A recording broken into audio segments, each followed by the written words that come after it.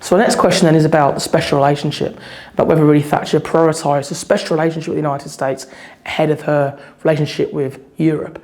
And of course, you also got to think about, in terms of wider foreign policy, the relationship between Britain and the Commonwealth. Well, first, the Commonwealth, I think, really goes back to the idea. I think Dean Acheson, the US Secretary of State, said this in the 1950s, I believe, when he said Britain has lost an empire but hasn't found a role. And it's always a case of, would Britain actually get close to Europe, stay close to America, or do something with the Commonwealth? Well, in terms of the Commonwealth, I really think that was kind of left to the monarchy to really do something with the Commonwealth. We didn't really do that much kind of politically, really, I don't think, especially Thatcher. When it came to the Commonwealth, of course, Thatcher got a lot of criticism for not standing up against apartheid South Africa.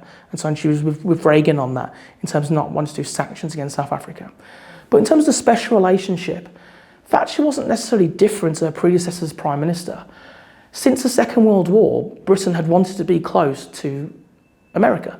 You'd had FDR and Winston Churchill, John F. Kennedy and Harold Macmillan. And Thatcher, don't forget, when she becomes leader of the opposition, she goes over to America and she meets Gerald Ford as Prime Minister, and she thinks Ford's the greatest president ever. I think she's really desperate to work with Gerald Ford when she gets Downing Street. Of course, Ford is not long for this political world, and he's replaced by Jimmy Carter. And then, of course, Thatcher meets Jimmy Carter, and she's desperate to have a close relationship with Jimmy Carter as well. So if it really was the American president, Thatcher would have been keen to work with them. But when it comes to Anglo-American relations, special relationship, it's not just about personalities.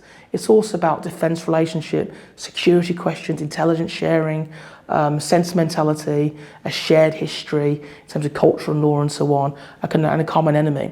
So Thatcher's prioritising of Anglo-American relations wasn't necessarily new.